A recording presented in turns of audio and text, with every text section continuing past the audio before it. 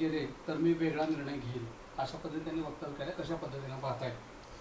तसं पाहिलं तर आता रोहित पवार हे त्यांच्या पक्षाचे प्रदेशाध्यक्ष शशिकांत शिंदे, माजी प्रदेशाध्यक्ष जयंतराव पाटील साहेब, सुप्रियाताई सुळे यांच्याही पेक्षा ते वरिष्ठ नेते झालेले आहेत. त्यामुळे सातत्यानं ते त्यांच्या पक्षाच्या वतीनं भूमिका मांडत असतात. आता ही त्यांनी त्यांची व्यक्तिगत भूमिका मांडलेली आहे, परंतु खरी वस्तुस्थिती ही आहे की 2016 साली ज्या वेळेला पुणे जिल्ह्याच्या जिल्हा परिषदेच्या निवडणुका 16 किंवा 17 सालच्या असतील, त्यावेळेला जिल्हा परिषदेचं तिकीट जर त्यांना नाही दिलं तर आम्ही आणि आमचा परिवार भारतीय जनता पार्टीमध्ये प्रवेश करू, अशा पद्धतीची धमकी त्यांनी खुद्द पवारसाहेबांना दिली होती. आणि पवारसाहेबांनी त्यांना अजितदादांना विचारायला सांगितलं. अजितदादांनी सांगितलं की साहेब जोपर्यंत परवानगी देणार नाही तोपर्यंत आता कुटुंबातला इतर कुणाला वेगळ्या निवडणुका लढवायच्या संदर्भात मला निर्णय घेता येणार नाही. त्यांनी 2-3 वेळेला हेलपाटे मारल्यानंतर शेवटी धमकी दिली होती. त्यामुळं रोहित पवार हे 2016 साली भारतीय जनता पार्टीमध्ये जाण्याचा प्रयत्न करत होते. त्याच्यानंतर 19 साली विधानसभेला जर उमेदवारी नाही दिली तर त्या ठिकाणी ते सुरुवातीला हडपसरमधून निवडणूक लढवण्याच्या करता प्रयत्नशील होते. नाही दिलं तर भाजपमध्ये जाणार असं म्हणायचे. म्हणून शेवटी त्यांना कर्जतमध्ये त्या ठिकाणी अजितदादांचा अंबालिका कारखाना होता, तिथे त्या ठिकाणी काम होतं दादांचं, आणि म्हणून करता त्यांना कर्जत जामखेड मतदारसंघातून त्या ठिकाणी घड्याळ चिन्हावर त्यावेळेच्या वेळेला उमेदवारी दिली होती. रोहित पवार हे सातत्यानं असं जे बोलतात, मग विलिनीकरणाच्या बाबतीमध्ये ते सातत्यानं बोलत राहतात. विलिनीकरण होणार होतं म्हणजे काय? म्हणजे आमचे आमदार तुतारीत जाणार होते आणि आम्ही विरोधात बसणार होतो का जाऊन? विलिनीकरण होणार होतं म्हणजे काय? तर तुतारीचे आमदार आणि तुतारीचे सगळे नेते आणि कार्यकर्ते घड्याळात येणार होते, असाच त्याचा अर्थ होता ना. आणि त्यामध्ये मग काय होतं, रोहित पवारांना त्या ठिकाणी मंत्रिपदाची अपेक्षा होती आणि ती अपेक्षा पूर्ण करण्यामध्ये आमच्या पक्षातल्या ज्या नेत्यांचा अडसर झाला त्यांच्या मागे ते हात धुवून लागलेले आहेत. आणि त्यांना जनतेमधून कार्यकर्त्यांमधून बदनाम करण्याच्या करता काही ते खोटं नटं सांगत राहतात. आणि अशा पद्धतीनं रोहित पवार जे आज जे बोलत आहेत त्याच्यामध्ये काही सत्य नाही, तथ्य नाही. उद्या त्यांना कुठून ऑफर मिळाली तर ते कुठेही जाऊ शकतात. रोहित पवार असं देखील म्हणतात की मंत्रिमंडळात लवकरच फेरबदल होतील आणि सुनील आदित्य तटकरेंचं खातं जे आहे ते सुनील शेळकेंना दिलं जाऊ शकतं. काय नक्की तथ्य आहे का या सगळ्या? आता मला एक समजत नाही की रोहित पवार हे कर्जत जामखेडचे आमदार आहेत आणि कर्जत जामखेडच्या मतदारसंघाच्या प्रश्नाच्या व्यतिरिक्त त्यांना सगळ्या प्रश्नांमध्ये इंटरेस्ट आहे. आणि विशेष करून जर ते विरोधी पक्षात आहेत तर त्यांनी भारतीय जनता पार्टीच्या संदर्भानं कधी बोलताना ते बघितलं आहे का? तिथं कुठं टीका टिप्पणी करतात का? अजिबात नाही. शिवसेना एकनाथ शिंदेच्या संदर्भानं कधी काय बोलतात का? अजिबात नाही. त्यांच्या स्वतःच्या मतदारसंघातले रस्त्याचे प्रश्न, पिण्याच्या पाण्याचे प्रश्न, शेतीचे प्रश्न, बेरोजगारीचा प्रश्न आणि ज्या मुद्द्यावर त्यांनी त्या ठिकाणी निवडणूक लढवली आणि तिथल्या मतदारसंघातल्या तरुणांना MIDC आणण्याचं गाजर दाखवलं, त्या विषयावर तरी कधी ते बोलतात का? ते फक्त आमच्या पक्षावर बोलतात, आमच्या पक्षातल्या घडामोडीवर बोलतात. कुणाला मंत्री करायचं आणि कुणाला काढायचं, कुणाला ठेवायचं हा अधिकार सर्वस्वी राज्याच्या मुख्यमंत्र्यांना आहे. आता रोहित पवार स्वतःला मुख्यमंत्र्यांच्या वरची सुपर पॉवर समजतात का? दादा, कुठेतरी आपण पाहतोय की राष्ट्रवादीचे जे आमदार आहेत शरद पवार यांना साखळे घालताना साहेब काहीतरी करा, राष्ट्रवादी पक्षात असलेल्या अस्वस्थतेच्या पार्श्वभूमीवर काही आमदार शरद पवारांना फोन करून विचारणा करतायत. नाही, विशेषतः सुनील तटकरे असतील यांनी शरद पवारांची भेट घेतली आणि पवारांची भेट घेऊन ते असं म्हणतात की पार्थ पवारांना आपण काहीतरी समज द्यावी. त्यांच्याबद्दल कुठे पार्थ पवारांबद्दल तक्रारी ज्या आहेत ते शरद पवार साहेबांकडे केलेल्या आहेत. त्यांचं असं मत आहे की आम्ही अजितदादांसोबत खांद्याला खांदा लावून लढलो, आमचं योगदान मोठं आहे, मात्र आम्हाला डावललं जातं, असं कुठेतरी नाराजी त्यांनी पवार साहेबांची व्यक्त केली. काय नक्की राजकारण आहे? मला एक सांगा की राष्ट्रवादी काँग्रेस पार्टीच्या म्हणजे आमच्या पक्षाच्या घड्याळ चिन्हाच्या पक्षाच्या नेत्यांनी जाऊन पवार साहेबांपुढं आमच्या पक्षाचं कारण सांगायचा प्रश्न कुठं उद्भवतो? त्यांना विचारून आमचा पक्ष चालत नाही आहे. आमचा पक्ष हा सुनेत्रा वहिनींच्या विचाराने चालतो. आणि त्या ठिकाणी ही माहिती नेमकी कोणी दिली? हे कोण बोललं? हे रोहित पवार बोलत आहेत. पवारसाहेब स्वतः असं म्हणाले का की मला भेटायला आलेल्या घड्याळच्या नेत्यांनी अशा अशा पद्धतीनं मला ते म्हणाले, असं पवारसाहेब म्हणाले का? नाही म्हणाले. आमचे भेटायला गेलेले नेते कोण म्हणाले का असं की आम्ही पवारसाहेबाजवळ जाऊन असं असं म्हणालो? मग हे कुणाच्या सुकट बुद्धीतून असं आलं की पार्थ पवारांना समज द्यावी असं सांगायला आमचे नेते गेले होते? हे कुठून जन्माला आलं? तर याच्यामध्ये फक्त रोहित पवार या पद्धतीचे व्हेग स्टेटमेंट करतात, ज्याला कुठलाही आधार नसतो. ते फक्त माध्यमांमध्ये आमच्या पक्षाच्या संदर्भानं उलटसुलट चर्चा व्हावी, आमच्या कार्यकर्त्यांमध्ये संभ्रम निर्माण व्हावा, नेत्यांमध्ये संभ्रम निर्माण व्हावा, आमदारात संभ्रम निर्माण व्हावा, याच्याकरता ते फक्त प्रयत्न करत असतात. याच्या पलीकडे दुसरं काही नाही, याच्यात काहीही तथ्य नाही. तुमच्याच पक्षातले जे आमदार आहेत ते शरद पवारांना फोन करून सांगतात, त्यांना साकडे करतात, काहीतरी करा, जी अस्वस्थता आहे पक्षामध्ये ती थांबवा आणि तुम्ही काहीतरी करा, अशा पद्धतीची विनवणी करताना कुठल्या आमदारांनी फोन केला ते सांगा ना. असं बोलायला एकदम सोपं आहे. आमच्या पक्षाचे आमदार सत्तेत नसलेल्या नेत्यांच्या बरोबर जाऊन संपर्क करून काय साध्य करणार आहेत? करू शकत नाहीत. आमच्या सर्वच्या सर्व आमदारांचा सुनेत्रा वहिनी यांच्या नेतृत्वावर त्या ठिकाणी विश्वास आहे. त्यांना विधिमंडळ पक्षाचा नेता केलेला आहे. पक्षाचे सर्व आमदार हे अजितदादा यांच्या नेतृत्वावर विश्वास ठेवून त्यांच्यासोबत आलेले होते. अजितदादांच्यामुळंच ते त्या ठिकाणी त्यांच्या मतदारसंघामध्ये निवडून आले. अजितदादांनी निधी दिल्यामुळं त्यांच्या मतदारसंघामध्ये मोठ्या प्रमाणावर विकास कामं होऊ शकली आणि त्या कारणामुळं त्यांना निवडून येण्याच्याकरता मदत झाली. दादांचं आकस्मिक निधन झाल्यानंतर या सर्व आमदारांनी एकत्रितरित्या विधिमंडळ पक्षनेता म्हणून सुनेत्रा वहिनी पवार यांची एकमताने निवड केली आणि विश्वास व्यक्त केला. आणि दादाच्या पाठीमागं या परिवाराच्या पाठीशी म्हणजे अजितदादाच्या परिवाराच्या पाठीशी भक्कमपणे आपण उभं राहिलं पाहिजे, अशी भूमिका पक्षातल्या सरसकट सर्व आमदारांनी त्या ठिकाणी घेतलेली आहे. त्यामुळं आमच्या आमदारांना जर मनात काही प्रश्न शंका निर्माण झाली असेल तर ते सुनेत्रा वहिनी पवार यांच्याकडे जातील किंवा पार्थदादा पवार यांच्याकडे जातील आणि ते त्यांच्या स्वतः शंकेचं निरसन करू शकतात. ते सन्माननीय आमदार आहेत, ते कधी त्या ठिकाणी त्यांच्या नेतृत्वाकडे जाऊन त्यांचं मत मांडू शकतात. त्यामुळं या ज्या सगळ्या बातम्या पेरल्या जातात ह्या सगळ्या बातम्या खोट्या आहेत आणि ते रोहित पवारच जाणीवपूर्वक पेरतायत, असं आमचं मत आहे.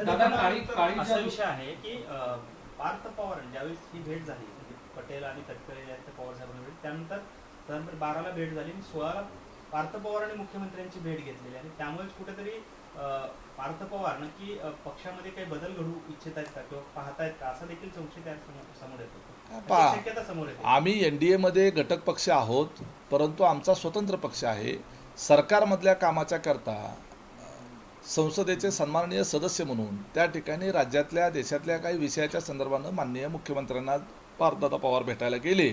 याचा अर्थ तुम्ही जे आता प्रश्न विचारला त्याच्याशी जोडण्याचं काय गरज आहे? तटकरे आणि पटेलांना जे सिनियर नेते आहेत त्यांना डावलून ते भेटले असा त्याचा अर्थ निघतो आणि त्यामुळेच कुठेतरी ही नाराजी जी आहे ती दोन नेत्यांमध्ये वाढलेली पाहायला मिळते असं नाही. कितीतरी नेते कार्यकर्ते हे माननीय मुख्यमंत्र्यांना भेटतात. प्रत्येक वेळेला मुख्यमंत्र्याला भेटायला जाताना, माननीय पंतप्रधानांना भेटायला जाताना इतर नेते सोबत असावेच असं काही नसतं. ज्या वेळेस त्या नेत्यांना वेळ असतो त्यावेळेला त्यांना विचारलं जातं, वेळ असतील तर ते सोबत येतात किंवा त्यांचं काही काम असेल तर सोबत येऊ शकतात. ज्या वेळेला कदाचित मुख्यमंत्र्यांची वेळ अचानक पण मिळालेली असेल आणि त्यामुळं ते तातडीनं गेलेले असतील. दादा, अजितदादांचं जेव्हा निधन झालं त्याच्यानंतर काही तासातच रोहित पवारांनी काही आमदारांना पक्षातील फोन करायला सुरुवात झाली, अशा पद्धतीची चर्चा आहे. काय नेमकं सत्य आहे? हे खरं सत्य आहे, विदारक सत्य आहे. अजितदादाचा ॲक्सिडेंट झाल्यानंतर 2-3 तासाच्या वेळ गेल्यानंतर अजून अजितदादाचं पार्थिव हे हॉस्पिटलमध्येही आलं नव्हतं आणि त्याच दरम्यानच्या काळामध्ये आता भविष्यामध्ये पुढं आपल्याला एकत्र यावं लागणार, आपण सगळे मिळून एकत्र येऊ, पुन्हा साहेबांच्या नेतृत्वामध्ये आपल्या पक्षाला एकत्र करू आणि आपण सगळ्यांनी एकत्र काम करू, अशा पद्धतीचे फोन हे तुतारी गटाच्या नेत्यांकडून आमच्या पक्षाच्या घड्याळ चिन्हावर निवडून आलेल्या आमदारांना सुरू झाले होते. याच्यावरून एक लक्षात घ्या की कुणाचा कशा पद्धतीनं अजितदादाच्या निधनानंतर त्यांच्या परिवाराला बाजूला टाकून कशा पद्धतीनं हा आमचा अजितदादाचा पक्ष गिळंकृत करण्याच्या करताचं षडयंत्र दादाचं निधन झाल्याबरोबर सुरू झालं होतं, हे याच्यातून लक्षात येतं. आपली माहिती अगदी बरोबर आहे. तुम्ही खाजगीमध्ये आमच्या आमदारांना विचारलं तर नक्की ते तुम्हाला सांगू शकतील. अनेक आमदार असे आहेत की ज्यांना तसे फोन गेले, कुणाचे फोन आले हे सुद्धा ते सांगू शकतील. आणि या पद्धतीनं तुतारीच्या आमदारांना, तुतारीच्या नेत्यांना विलिनीकरणाच्या नावाखाली हा पक्ष जो आहे तो ताब्यात घेण्याची घाई त्यावेळेला झाली होती. हे त्यांचं षडयंत्र लक्षात आल्यामुळं तातडीनं सुनेत्रा वहिनींची उपमुख्यमंत्रीपदी शपथ झाली आणि त्यांचा जो मनसुबा होता तो यशस्वी होऊ शकला नाही. सुनेत्रा वहिनींची पक्षाच्या सर्व नेत्यांनी आमदारांनी कार्यकर्त्यांनी राष्ट्रीय अध्यक्ष म्हणून निवड केली. त्यामुळं जे तुतारीच्या नेत्यांचा जो मनसुबा होता तो धुळीला मिळाला आणि त्या अस्वस्थतेतूनच रोहित पवार हे सातत्यानं आमच्या पक्षाला टार्गेट करत असतात, आमच्या नेत्यांना टार्गेट करत असतात. विधान परिषदेवर दादा एक आपले सिद्दीकी आमदार आहेत ते निवडून गेले. त्यांच्या आमदारकी कुठेतरी अडचणीत आलेली आहे, कारण ते ज्यावेळेस त्यांचा उमेदवारी अर्ज दाखल केला त्यावेळेस सुनील तटकरे हे प्रदेशाध्यक्ष होते आणि त्यांची सही होती. मात्र सध्याच्या पार्श्वभूमीवर सुनील तटकरे हे प्रदेशाध्यक्ष नसल्याचं दाखवण्यात आलेलं आहे. त्यामुळे त्यांच्या आमदारकी अडचणीत आले असं म्हणावं का? काय मला तर खरं आश्चर्य वाटतं आपण हे प्रश्न विचारता. सुनील तटकरेंच्या अध्यक्षपदाचा प्रश्न कुठे येतो? सुनील तटकरे साहेबांच्या प्रदेशाध्यक्ष पदावरून त्यांना बदलून दुसरं कुणाला तरी नेमलं आहे असं काही पत्र पक्षाकडनं निघले? अशी काही कुठं निवड कुठं झालेली तुम्ही ऐकली आहे? म्हणजे आज रोजी आमच्या पक्षाचे प्रदेशाध्यक्ष हे सुनील तटकरेच आहेत. त्यामुळे त्यांची सही असणार ना एबी फॉर्मवर. आणि त्यांची सही असल्यानंतर एक लक्षात घ्या, कालच या संदर्भामध्ये प्रेस कॉन्फरन्स घेऊन अतिशय व्यवस्थितरित्या क्लॅरिफाय केलेलं आहे. सगळे पक्षाचे वरिष्ठ नेते बसून हाय पॉवर कमिटी जी आहे ती ऑफिस बेरर कमिटी त्या ठिकाणी निवडेल आणि हाय पॉवर कमिटीमध्ये त्यामध्ये वर्क अलॉटमेंट होईल. आणि ह्या सगळ्यांच्या नंतर आता सध्या काही व्यवस्था ह्या तात्पुरत्या स्वरूपाच्या केलेल्या आहेत. प्रदेशाध्यक्ष तटकरे साहेब जागेवर आहेतच ना, प्रफुल्लभाई पटेल कार्याध्यक्ष म्हणून जागेवर आहेतच ना. या सगळ्या याच्यामध्ये एखाद्या निवडणूक आयोगाबरोबर केलेल्या पत्रव्यवहारामध्ये नावापुढं पदाचा उल्लेख झाला नाही म्हणून त्यांना पदावरनं कमी केलंय अशा पद्धतीचा अर्थ काढण्याची काय आवश्यकता आहे? पक्ष कुणाला कमी केलं असेल किंवा कुणाला घेतला असेल तर त्याचं अधिकृत पत्र निघेल ना. नाही दादा, 29 एप्रिल रोजी ज्यावेळेस निवडणूक आयोगाच्या तुमच्या राष्ट्रीय अध्यक्ष आहेत सुनीतराव पवार यांनी सहीचं पत्र दिलं होतं, त्यावेळेस तिथं पण नमूद केलं नव्हतं की प्रदेशाध्यक्ष सुनील तटकरे आहेत म्हणून. एक लक्षात घ्या, राष्ट्रवादी काँग्रेस पक्षाचे संपूर्ण देशभरामध्ये साधारणपणे 35च्या आसपास प्रदेशाध्यक्ष आहेत. अजितदादाचं राष्ट्रीय अध्यक्ष असतानाच निधन झालं आणि त्याच्यानंतर सुनीताराव पवार यांची त्या ठिकाणी राष्ट्रीय अध्यक्ष म्हणून निवड झाली. अर्थात त्याच्यानंतर सर्व देशभरातल्या सर्वच पदाधिकाऱ्यांच्या निवडी ह्या नव्यानं करण्याच्या संदर्भामध्ये निर्णय भविष्य काळामध्ये घ्यावा लागणार आहे. दरम्यानच्या काळामध्ये जे ज्या पदावर आहेत त्या पदावर कार्यरतच आहेत, कुठंही अशाच पद्धतीची व्यवस्था असते आणि त्यामुळं ते पदावर त्याच्यात ज्या पदावर आहेत त्या पदावर सर्वजण जसे तसे कार्यरत आहेत. नव्यानं काही ॲड होतील, पूर्वीचे जसे आहेत तसे आहेतच. पण दादा हे सगळं घडतंय आणि हे नेमकं आत्ताच घडतंय. कुठेतरी पक्षामध्ये पक्ष फोडण्याचा हा प्रयत्न दिसतोय का? कारण ज्या पद्धतीनं बातम्या पेरल्या जात आहेत, ज्या पद्धतीनं संशय उत्पन्न व्हावा जेणेकरून जे आमदार तुमच्या पक्षाचे आहेत त्यांच्या कुठेतरी त्यांच्या मनात भीती निर्माण होऊन ते दुसऱ्या पक्षात जातात, असा काही प्रयत्न दिसतोय का कोणी? अजिबात तसं काही नाही. आमदारांच्या मनामध्ये तिळमात्र सुद्धा भीती नाही आणि आमदार हे पूर्ण सगळे एकसंध आहेत. हे जाणीवपूर्वक कुठल्या तरी अंदाजे बातम्या पेरण्याचं काम ठरवून केलं जातंय. मीडियाला हाताला धरून त्यांना टी व्हीवर बोलल्यानंतर दाखवलं जातं म्हणून ते पुन्हा पुन्हा दाखवलं जावं म्हणून नवीन नवीन काहीतरी सांगत राहतात. याच्या पलीकडे दुसरं काही नाही. पक्षामध्ये कुठेही कसलीही अडचण नाही, कुठलाही संभ्रम नाही. सगळे आमदार एकसंध आहेत आणि जाणार कुठे? आता हे सांग फुटून काय तुतारीत जाऊन बसणार विरोधामध्ये? एकनाथ शिंदे स्वतंत्र गट करण्याची नाही, मला एक ते असं कधी होत नसतं. ऑलरेडी 3 पक्षाचं सरकार आहे. अजितदादाच्या माघारी जर आमच्या पक्षातल्या कुणाला जर त्या ठिकाणी अशा पद्धतीनं कुणी प्रयत्न केला तर जसं आपल्याकडं लहान भाऊ वारल्यानंतर त्याची उद्याच्याला जमीन हडप केली मोठ्या भावानं तर काय होईल त्याचा अर्थसंदर्भ घेतला जाईल. लोक नावं ठेवतात, असं चालत नाही, अशी आपली संस्कृती नाही. असं कोणी करत नाही, असं काही होणार नाही, होत पण नाही. दादा मला जर कर्जत जामखेडने लढायला शिकवलं, दादा नसल्यानं बारामतीत लक्ष घालावं लागतंय, लढणार कर्जत जामखेड अडचणी सोडवायला बारामतीत जात राहणार असं रोहित पवार म्हणतात आणि बारामती आणि पवार वेगळे होणार नाही असं देखील म्हणतात. रोहित पवारांचा खरा अजेंडा जो आहे तो या त्यांच्या स्टेटमेंटमधून पुढे आलेला आहे. एका बाजूला अजित काका म्हणायचं, दुसऱ्या बाजूला सुनेत्रा काकी म्हणायचं, त्यांच्या परिवाराबद्दल आत्मीयता आस्था दाखवायची, त्यांच्या विमान अपघाताच्या संदर्भानं मला किती कळकळ आहे आणि बाकीच्याला कुणाला काहीच पडलेलं नाही असा जो आविर्भाव हा जो रोहित पवारांनी निर्माण केलेला आहे त्याच्या मागे त्यांचा छुपा अजेंडा जो आहे तो अजितदादा पवार यांची जी लिगसी आहे ती स्वतःभोवती केंद्रित करण्याच्या करता हा सगळा त्यांनी उद्योग मांडलेला आहे. एखाद्याच्या परिवारात एखाद्याचे सख्खे वडील गेल्यानंतर त्या मुलांना सर्वाधिक दुःख असणार आहे. ज्यांचा नवरा गेलेला आहे त्या पत्नीला सगळ्यात जास्त दुःख असणार आहे आणि यांनी किती छळ अजितदादाचा केला आहे हे आम्हाला सगळ्याला माहीत आहे. रोहित पवार हे अजितदादाच्या बाबतीमध्ये ज्यावेळेला सुनेत्रा वहिनी खासदारकीला उभा होत्या त्यावेळेला काय भाषणं केली होती रोहित पवारांनी, कशा पद्धतीची वक्तव्य केली होती. त्यावेळेला अजितदादा काका नव्हते, त्यावेळेला सुनेत्रा वहिनी ह्या तुमच्या काकी नव्हत्या, त्यावेळेला अजितदादांचं व्यक्तिमत्व जे काही तुमच्या आयुष्यामध्ये तयार झालेलं होतं हे ठराविक फक्त मागच्या 3-4 महिन्यात अजितदादा देवाघरी गेल्यानंतरच तुम्हाला अजितदादाच्या व्यक्तिमत्वाचा साक्षात्कार झाला.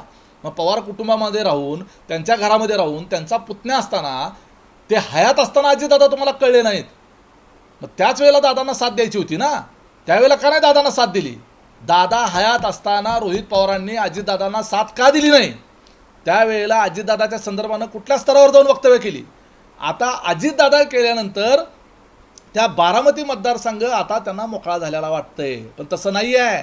या देशाच्या इतिहासामध्ये आजपर्यंत जेवढ्या विधानसभा निवडणुका झाल्या त्या 75 वर्षाच्या इतिहासात सर्वाधिक मताधिक्यानं निवडून येणाऱ्या सुनेत्रा वहिनी पवार या खऱ्या अजितदादाच्या वारसदार आहेत आणि पार्थ पवार आणि जय पवार हे त्यांचे पुढचे वारसदार आहेत. त्यामुळं बारामतीचा किल्ला जो आहे ह्याची तटबंदी जी आहे ही अभेद्य आहे आणि ती अजितदादा पवार यांचीच ती तटबंदी आहे. या बारामती पवार विचाराच्या राजधानीवर रोहित पवारांसारख्या बांडगुळांना तिथं वर्चस्व गाजवता येणार नाही. त्यांचा डाव बारामतीवर आहे आणि त्याच्याकरता म्हणून हे अजितदादांचं त्या ठिकाणी सारखा त्या ठिकाणी अपघाताचा कळवळा दाखवतात. वास्तविक त्यांना अजितदादाबद्दल कसलीही आत्मीयता नव्हती नाही. बारामतीचा मतदारसंघाच्या करता त्यांचा हा सगळा खटाटोप चाललेला आहे. विलिनीकरण होणार की नाही? विलिनीकरण कधीही होणार नाही. आमच्या पक्षाच्या कार्यकर्त्यांना, आमच्या पक्षाच्या नेत्यांना, आमच्या पक्षाच्या आमदारांना राष्ट्रवादी काँग्रेस पार्टी तुतारी आणि राष्ट्रवादी काँग्रेस पार्टी घड्याळ याचं विलिनीकरण मान्य नाही. हे कधीही होणार नाही. हे लॉक करून ठेवा. आणि हे विलिनीकरणाचं गाजर सातत्यानं जे सारखं समोर ठेवलं जातं हे केवळ तुतारीचे आमदार जे आहेत हे आमदार निष्ठून आमच्याकडं म्हणजे तुतारीतून घड्याळाकडे जाऊ नयेत, त्यांचे खासदार निष्ठून आमच्याकडे येऊ नयेत याच्याकरता म्हणून सातत्यानं विलिनीकरणाची चर्चा आमच्याकडनं कोणच करत नाही. विलिनीकरणाची चर्चा कोण करतं? तुतारीचे नेते करतात, त्यांचे प्रदेशाध्यक्ष करतात, त्यांचे माजी प्रदेशाध्यक्ष करतात, रोहित पवार करतात. याच्या व्यतिरिक्त आमच्या पक्षातलं का कोण बोलत नाही? विलिनीकरणाच्या नावाखाली विलिनीकरण होणार आहे. त्यांच्या पक्षाचे आमदार सारखे विचारतात त्यांना, अहो आमच्या मतदारसंघात कामं होत नाही, आम्हाला निधी मिळत नाही, आम्हाला उद्याच्याला निवडणुका लढवायच्या आहेत, आम्हाला लोकांना उत्तरं द्यायची आहेत, लोकांना तोंड द्यायचं आहे. आमच्या मतदारसंघात 1 रुपयाचं आम्हाला विकास काम करता येत नाही. आमचा साधा तलाठी ऐकत नाही, ग्रामसेवक ऐकत नाही, तहसीलदार ऐकत नाही, PI ऐकत नाही, SP ऐकत नाही. आम्ही त्या ठिकाणी निवडून येऊन आमचा काय फायदा? कसल्याही परिस्थितीमध्ये आपल्याला अजितदादांच्या पक्षाच्या सोबत गेलं पाहिजे अशा पद्धतीची त्यांच्या आमदारांची आग्रहाची, खासदारांची आग्रहाची भूमिका आहे. मग हे सारखं त्यांना गाजर दाखवतात की आता विलिनीकरण होणार आहे, आता हे फुटू नये म्हणून फक्त. मग जेवणावळी बोलवायच्या, मग गळाभेटी करायच्या आणि त्यातून दाखवायचं कसं आमचा परिवार एकत्र आहे. जर त्यांना या अजितदादाच्या परिवाराबरोबर आस्था असती तर सुनेत्रा वहिनींची बिनविरोध होऊ घातलेली निवडणूक बिनविरोध होऊ नये म्हणून या लोकांनी उमेदवार उभे केले. आणि जे लोक अर्ज काढून घेत होते त्यांना अर्ज काढू नये म्हणून त्यांनी फोन करून सांगितलं. म्हणजे अजितदादाच्या नावावर नंतर त्यांच्या हयातीत नसताना निवडणूक बिनविरोध झाली हे रेकॉर्ड होता कामा नये याच्याकरता सुद्धा खटाटोप केला. मला एक सांगा, जर अजितदादाबद्दल एवढा कळवळा होता तर मग मतदानाच्या दिवशी बारामती ॲग्रोला रोहित पवारांनी सुट्टी का नाही दिली? मग त्या दिवशी बारामती ॲग्रोच्या म्हणजे त्यांच्या जेवढ्या संस्था आहेत त्या संस्थांच्या कर्मचाऱ्यांना मतदानाला जाण्यापासून अटकाव का केला गेला? त्यांच्या स्वतःच्या कारखान्याला संस्थांना तुम्ही सुट्टी का दिली नाही? रितसर त्या दिवशी सरकारी सुट्टी जाहीर असताना मतदानाचा हक्क बजावण्याकरता कुठल्याही सरकारी, निमसरकारी, खाजगी कंपन्यांमधल्या कामगारांना सुट्टी अलाउड असताना तुम्ही त्या ठिकाणी मतदानाला जाण्यापासून का अडवलं? याचा रेकॉर्ड होऊ नये, कारण इतिहास घडू नये. सुनेत्रा वहिनींच्या नावावर या देशातला निवडणुकीचा इतिहास घडू नये याच्याकरता म्हणून धडपड कुणी केली. त्यामुळं यांचे दाखवायचे दात वेगळे आहेत आणि खायचे दात वेगळे आहेत. यांच्या पोटात एक आहे आणि तोंडात एक आहे. रोहित पवारांनी असं प्रतिक्रिया दिली आहे की उमेश पाटील हिरोगिरी करायला निघाले. हिरोगिरी म्हणतात तुम्हाला? ठीक आहे, उमेश पाटील हिरोगिरी करायला गेलेले आहेत असं त्यांचं मत असेल तर तुम्ही महाराष्ट्राचे व्हिलन होण्याचा प्रयत्न करू नका. लोकांना तुमच्या सातत्यानं एकच गोष्ट बोलण्याचा किळस यायला लागलेला आहे आणि त्यामुळं आम्ही आमच्या पक्षाची आमच्या नेत्याची भूमिका त्या ठिकाणी मांडतो आहोत. तुमचं पितळ उघडं पाडल्याशिवाय राहणार नाही आणि त्यांचं पितळ उघडं पाडायला एक साधा कार्यकर्ता सक्षम आहे आणि त्याच्यामुळं त्या अस्वस्थतेतून ते म्हणतात की ते हिरोगिरी करायची आवश्यकता नसती. जे सत्य आहे ते सत्य आहे. शिवसेनेचे नेते आहेत आणि मंत्री आहेत. संजय शिरसाट म्हणतात की अजितदादांच्या राष्ट्रवादीमध्ये मोठ्या प्रमाणात फूटपणे चिन्ह आहेत. आता ही तुटलेली मन एकत्रित होणार नाही. आज जो प्रसंग आला तो पक्ष फुटीच्या उंबरठ्यावरच उभा आहे. त्यामुळे अशा सगळ्या गोष्टी आणि काही कर लावून अजितदादाच्या राष्ट्रवादीत लवकरच उद्रेक होईल. अहो, तुम्ही तुमच्या पक्षाची काळजी करा. एक आनंद परांजपे तुमच्या पक्षात आले की हुरळून जाऊ नका. तुमच्या ठाणे जिल्ह्यातले किती नेते आमच्या संपर्कात आहेत हे तुम्हाला नेमकं आता प्रवेश झाल्यावर तुम्हाला समजेल. त्यामुळं आता सत्तेत आहात आणि म्हणून त्याच्यामुळं तुम्हाला माईक समोर आला की काही बोललं तरी चालतंय असं म्हणून काही बोलून चालत नसतं.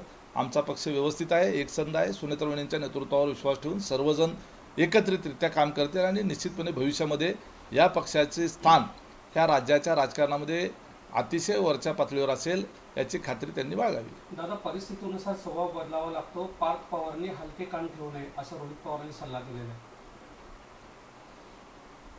लहान्या भावाचा मोठ्या भावाला दिलेला जो सल्ला आहे हा सल्ला जो आहे तो आम्ही पार्थदादा पवार यांच्यापर्यंत पोहोचवू. परंतु आम्ही त्या ठिकाणी पार्थदादा पवार यांच्याबरोबर काम करतो. कुणी हलक्या कानाचे नाहीत आणि स्वभावाच्या संदर्भानं जर बोलायचं झालं तर रोहित पवारांचा स्वभाव नेमका कसा आहे हे सगळ्या बारामतीकरांना आणि त्यांच्या मतदारसंघातल्या लोकांना माहीत आहे. त्यांना कार्यकर्ता जवळ आलेला सुद्धा चालत नाही. 100-150 PA आहेत, त्यांच्यातून फिल्टर झाल्यानंतर कार्यकर्ता त्यांच्यापर्यंत पोचतो. तसं पार्थ पवारांच्या बाबतीत नाही. कुठलाही कार्यकर्ता थेट पार्थ पवारांच्या जवळ जाऊ शकतो. कुठलाही कार्यकर्ता थेट पार्थ पवारांना फोन लावू शकतो. तसं रोहित पवारांना थेट फोन लावता येत नाही. त्यांना जर थेट फोन कुणी लावला तर त्याला शिव्या पडतात. पहिला फोन PAला लावायचा. त्यामुळं स्वभाव बदलण्याची आवश्यकता, कार्यपद्धती बदलण्याची आवश्यकता ही रोहित पवारांना आहे. दादा, राष्ट्रवादीमध्ये सुरू असलेल्या अंतर्गत वादाच्या पार्श्वभूमीवर पार्थ पवारांनी मुख्यमंत्री फडणवीसांची भेट घेतल्याची चर्चा. तुम्हीच चर्चा करताय. मुख्यमंत्र्यांना भेटायला पार्थदादा गेले तेव्हा मी सोबत होतो. मुख्यमंत्र्यांना भेटायला जे लोक सोबत होते त्यात मी एकटाच होतो. त्यामुळे मला सगळं माहीत आहे. ती भेट जी होती ती प्रशासकीय कामाच्या संदर्भातली होती. खासदार झाल्यानंतर त्या संदर्भानं काही विषय त्यांना मांडायचे होते आणि ते विषय मांडण्याच्याकरता त्या ठिकाणी रितसर निवेदन घेऊन त्या ठिकाणी पार्थदादा हे मुख्यमंत्र्यांना त्या ठिकाणी भेटले आणि त्या पद्धतीची वेळ मुख्यमंत्र्यांनी त्यावेळेची दिलेली होती. आमच्या पक्षाचा विषय जो आहे तो आमच्या स्तरावरच ना आम्ही सोडवणार. पक्षाच्या राष्ट्रीय अध्यक्षा सुनेत्रा वहिनी पवार, पक्षाचे सर्व वरिष्ठ नेते आहेत ना सक्षम. त्यामुळं जरी सरकारमध्ये आम्ही असलो तरी त्यांचा भारतीय जनता पार्टी, मुख्यमंत्री भारतीय जनता पार्टीचे आहेत, त्यांचा पक्ष वेगळा आहे. हां, सरकारमधला कुठला विषय असेल तर निश्चितपणे त्यांचा सल्ला घ्यायला किंवा विचारविनिमय करायला नक्की ते जातील. विकास कामाच्या संदर्भानं विचारविनिमय करायला जातील. पक्षांतर्गत विषयाच्या संदर्भानं ते कसं काय जाऊ शकतील तिथं विचारविनिमय करायला, आणि ते तरी कशाला त्या ठिकाणी आम्हाला सांगतील आमच्या पक्षाच्या अंतर्गत बाबतीमध्ये. मुख्यमंत्र्यांनी कर्जमाफीबद्दल आता विधान केलेलं आहे आणि 30 तारखेपर्यंत ही कर्जमाफी, की जूनपर्यंत साधारणपणे ही कर्जमाफी जी आहे ती होईल असं सांगितलेलं आहे. दत्ता मामांनी सुद्धा ते सांगितलेलं होतं. कशा पद्धतीने पाहताय, दिलासा कसा मिळेल शेतकऱ्यांना? नाही, निश्चितपणे शेतकऱ्यांना कर्जमाफीच्या निमित्तानं दिलासा मिळण्याची आवश्यकता आहे. उन्हाचा तडाखा आपण सगळेजण पाहतो आहोत. शेतकरी सातत्यानं अडचणीत येत आहे. अतिवृष्टीमुळे मागच्या वेळेला अडचणीमध्ये आला. आता त्या ठिकाणी मध्यंतरी अवकाळी पावसामुळे शेतकरी अडचणीत आला आणि या सगळ्या पार्श्वभूमीवर यापूर्वी निवडणुकीच्या अगोदर जे आश्वासन दिलं गेलं होतं कर्जमाफीच्या संदर्भानं, त्या आश्वासनाची पूर्ती करण्याच्या उद्देशानंच अर्थसंकल्पीय अधिवेशनामध्ये माननीय मुख्यमंत्र्यांनी त्या ठिकाणी कर्जमाफीची घोषणा केली. शेवटी कर्जमाफीचे काही निकष असतात आणि नियम असतात. त्या पद्धतीनं ती सगळे आकडेवारी घेण्याचं काम चालू आहे. वेगवेगळ्या बँकांमधून त्या आकडेवारी उपलब्ध करून घेण्याचं काम चालू आहे आणि अतिशय व्यवस्थितरित्या तो शेतकऱ्याला फायदा झाला पाहिजे, बँकांचा फायदा होता कामा नये, ही काळजी घेत त्या ठिकाणी कर्जमाफीची प्रोसिजर जी आहे ती राबवली जाणार आहे आणि लवकरच ते होईल. आता मुख्यमंत्र्यांनी आणि कृषीमंत्र्यांनी दोघांनी सांगितलं. राष्ट्रवादी काँग्रेसच्या संपर्कात काही काँग्रेसचे आमदार आहेत अशी बातमी आहे. हे पहा, राष्ट्रवादी काँग्रेस पार्टी आज NDAमध्ये सहभागी असलेला एकमेव सेक्युलर पक्ष आहे. एकमेव. फुले शाहू आंबेडकर, छत्रपती शिवाजी महाराजांच्या विचाराने कार्यरत असलेला आणि तरीही सत्तेमध्ये असलेला हा एकमेव राष्ट्रवादी काँग्रेस पक्ष आहे. राज्यामध्ये जे विरोधात असलेले जे सेक्युलर पार्टी आहेत आणि त्यांचे त्या पक्षाचे जे आमदार आहेत किंवा त्या पक्षाचे जे खासदार आहेत त्यांना त्यांची विचारधारा जी आहे त्याच्याबरोबर कॉम्प्रोमाइज करायचं नाही, परंतु त्याचबरोबर मतदारसंघामधली विकास कामं देखील करायची आहेत. आणि त्यामुळं या विरोधात असलेल्या सेक्युलर पार्टीचे जे आमदार खासदार आहेत त्यांना जर पक्षांतर करायचं असेल तर सगळ्यात प्राधान्याचा पक्ष हा राष्ट्रवादी काँग्रेस पक्ष घड्याळ आहे. सुनेत्रा वहिनी पवार यांच्या नेतृत्वामध्ये असे अनेक आमदार इतर पक्षातले, विरोधी पक्षातले हे आमच्या संपर्कात आहेत आणि लवकरच तुम्हाला या संदर्भामध्ये काही घडामोडी झालेल्या दिसतील. दादा, विलीनीकरणानंतर काय होणार हे आम्हालाच माहिती होतं. दादा शेवटी भाजप विरोधात बोलत होते. दादांनी फाईल गोळ्या केल्या होत्या, ती फाईल कुठली? दादांचा ॲक्सिडेंट हा घातपातच. काकासाठी लढलो कारण आमच्या मनात शंका. रोहित पवार जे काही बोललेले आहेत ते कुठल्या संदर्भाने बोललेत? भारतीय जनता पार्टीच्या विरोधामध्ये त्या ठिकाणी अजितदादा कधी बोलले? पुणे महानगरपालिका आणि पिंपरी महानगरपालिकेच्या निवडणुकीमध्ये विरोधातले उमेदवारच भाजपचे होते. आम्ही त्या ठिकाणी तुतारीबरोबर आघाडी करून त्या ठिकाणी निवडणूक लढवत होतो. त्यावेळेला त्या परिस्थितीनुसार ती स्थानिक स्वराज्य संस्थेची निवडणूक आहे आणि तिथं त्या ठिकाणी त्या प्रचाराचा तो भाग होता. आणि मग जर फाईल होती कुठली तर मग सांगावं ना त्या फाईलचं नाव आणि कुणाची फाईल होती. आणि फाईली कोणाकडे असतात अशा पद्धतीच्या? त्या फाईली असतात गृह खात्याकडं, CIDकडं, CBIकडं, EDकडं. आमच्याकडे कुठलं असलं खातं आहे की कुणाची तरी फाईल आमच्याजवळ असेल? अरे रोहित पवार हे काहीतरी मनानं गप्पा मारतात, त्याच्यामध्ये काही तथ्य नाही. आता अजितदादाचा अपघात की घातपात याच्या संदर्भाने सन्माननीय त्यांच्याच पक्षाच्या राष्ट्रीय अध्यक्षांनी आणि सर्वोच्च नेत्यांनी अजितदादाचा अंत्यविधी व्हायच्या अगोदरच प्रेस कॉन्फरन्स घेऊन जाहीर करून टाकलं की हा घातपात नाही तर अपघातच आहे. म्हणजे कुठली इन्क्वायरी नाही, कुठला तपास नाही, कुठलं काही पुरावे वगैरे काहीच गोळा केलेलं नाही, अजून काही तो ब्लॅक बॉक्स वगैरे काहीच आलेलं नाही. परंतु थेटपणे रोहित पवार ज्यांच्या नेतृत्वामध्ये काम करतात त्या नेत्यांनी प्रेस कॉन्फरन्स घेऊन सांगितलं. मग पवार साहेबांसारख्या एवढ्या ज्येष्ठ नेत्यांनी त्यांच्या आयुष्याचा सगळ्या अनुभवातून काहीतरी त्या ठिकाणी ते बोलले. त्याच्या विपरीत भूमिका नेमकी रोहित पवारांनी घेतलेली आहे. अर्थात रोहित पवारांनी जे अपघाताच्या संदर्भाने जे मुद्दे उपस्थित केलेले आहेत ते मुद्दे जे आहेत ते अत्यंत महत्त्वाचेच आहेत, आम्ही ते नाकारत नाही. ते मुद्दे सगळे आम्ही ते CBIची इन्क्वायरी करावी म्हणून जे पत्र दिलेलं आहे त्याच्यामध्ये सगळे ते घेतलेले आहेत. त्यांनी अतिशय अभ्यासपूर्ण या संदर्भामध्ये मांडणी केली, याच्याबद्दल दुमत नाही.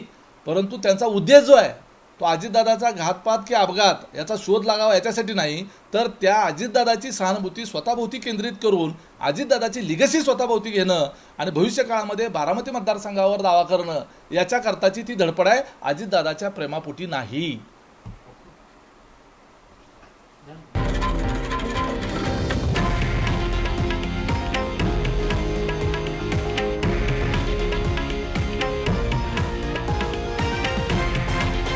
हे आहे देशातील नंबर 1 न्यूज नेटवर्क आणि आपण पाहत आहात TV9 मराठी, एकमेव.